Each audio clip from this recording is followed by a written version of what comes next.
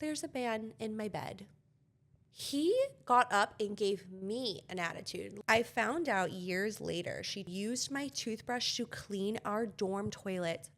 Guys, no. There is a place in the world for these types of roommates. And that's where our journal entry ends.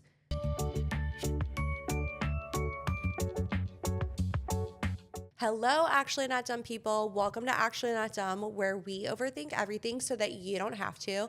My name is Lindenmeyer, and these are my unfiltered thoughts.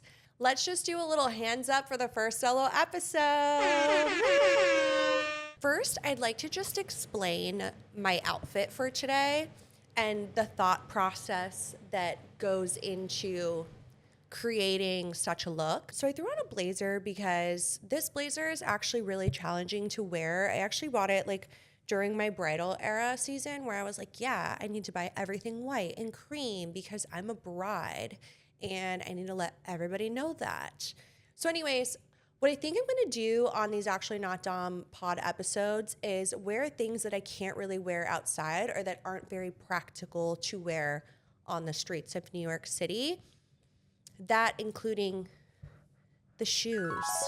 So welcome to the little mini series within Actually Not Dumb Pod, where I wear shoes that my husband gets for me that are not practical. I can't wear them on the streets. They hurt my feet. I can't walk. This girl loves to be comfy. Also, please don't judge my feet. I need a pedicure really bad. Yep, that's the fit. Today on Actually Not Dumb Pod, we're going to talk about the horror roommate stories. We've all had them. We've all been there.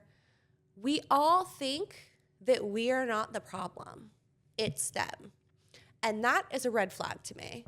The fact that we can all collectively go through a universal experience and just be so delusional and think that we were not the problem, that's a coping mechanism. The idea for this episode is they wanted to have an actual guest on the pod couch telling me like some crazy Lifetime movie worthy horrible roommate story, but no one was really brave enough to do that. So what I did is I reached out to my community via socials and I had all of you submit your horrible roommate stories. I think to kick it off, it would only be fair for me as the host to also share my horrible roommate stories. I'm currently still living in one. My husband.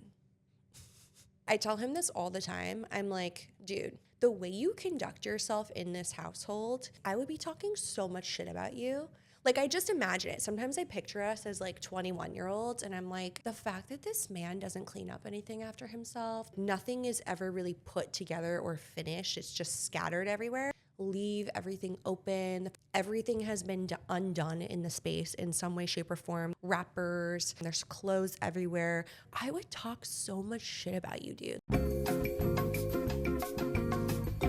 You would be the roommate we would all collectively hate, and it would like bond the rest of us together. Listen, maybe I wouldn't get along with Gina or with Tom, but we would bond over the fact that you were the worst roommate in the house, and we'd be like, oh my God, he's so annoying. But I actually want to tell a roommate story that was my very first official roommate. It was my freshman year of college, and just like all of you who were scared to sit on the Actually Not Dumb pod couch and tell us your roommate story, I'm also a little nervous because I don't really know where this girl is to this day, but I'm worried that she'll find my YouTube, so we're gonna go on incognito.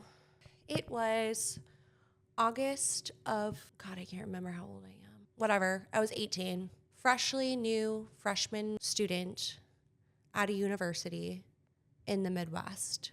My mom drove me to college. It was about 3 hours away. I had all of my belongings, all of these things. They were mostly hot pink and zebra and Marilyn Monroe. The elevator was broken. My dorm room was on the 4th floor. I carried all of my things up 4 flights of stairs by myself, and I moved myself in to my dorm room.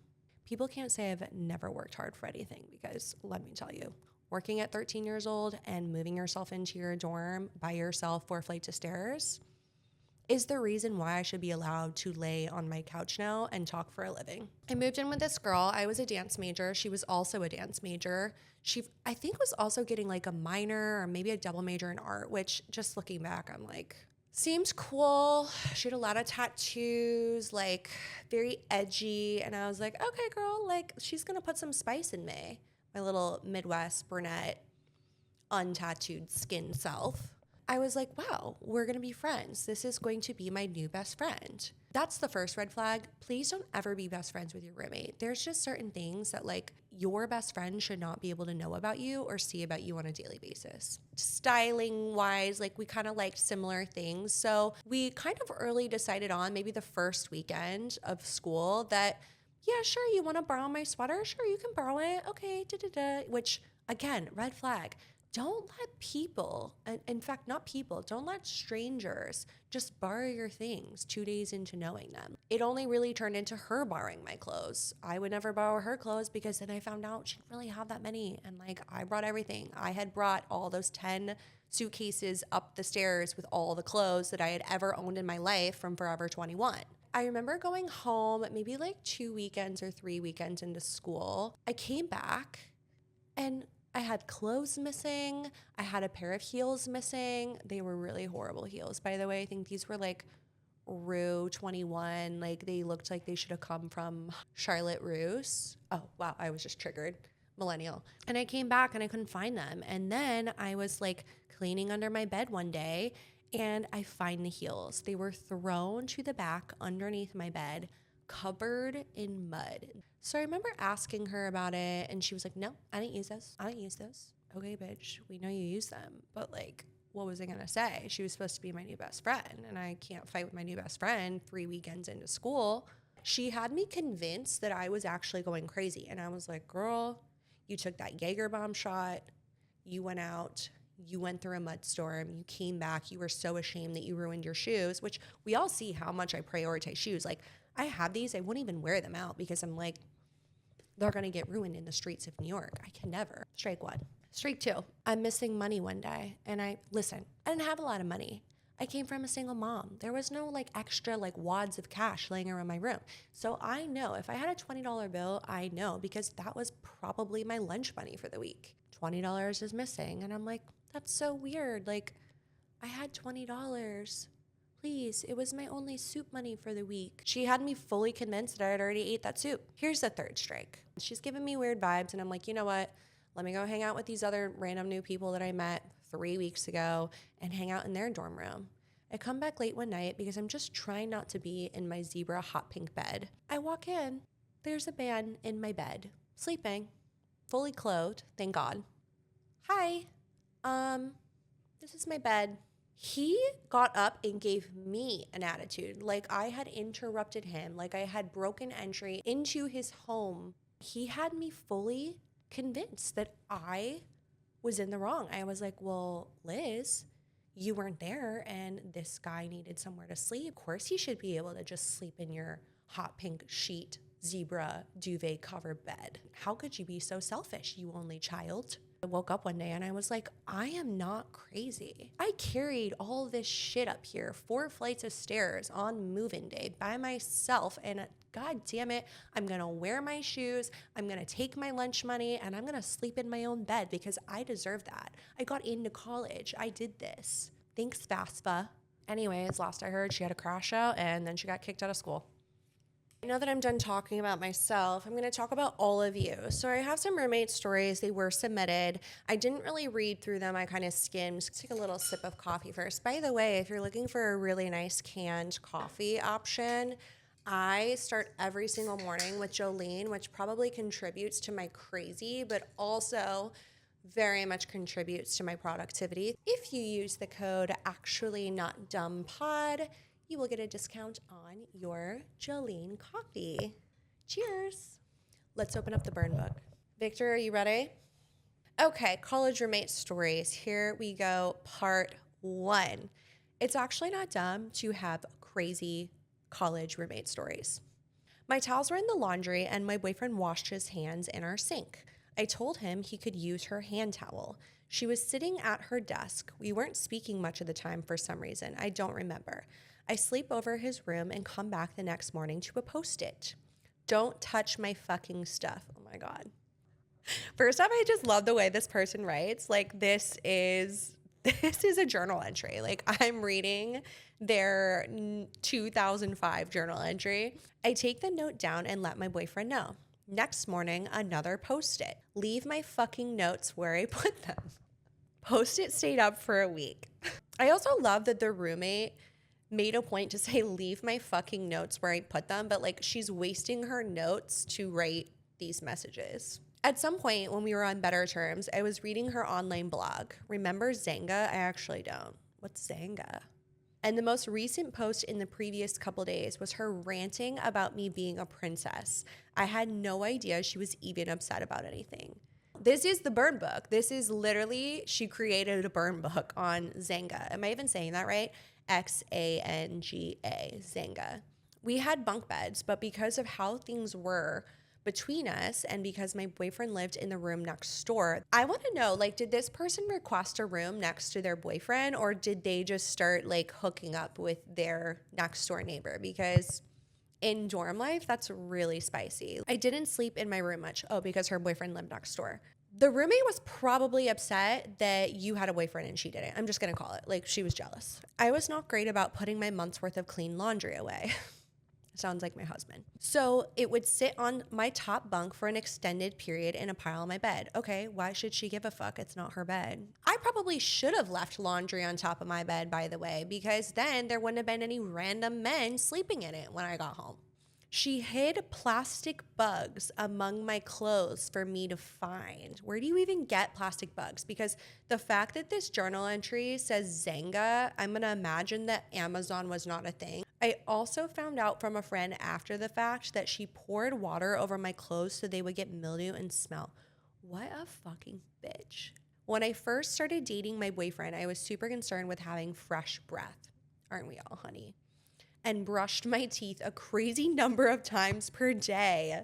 This is commitment. I hope that this man married this woman because she was trying a lot for you and she was dealing with a lot for you.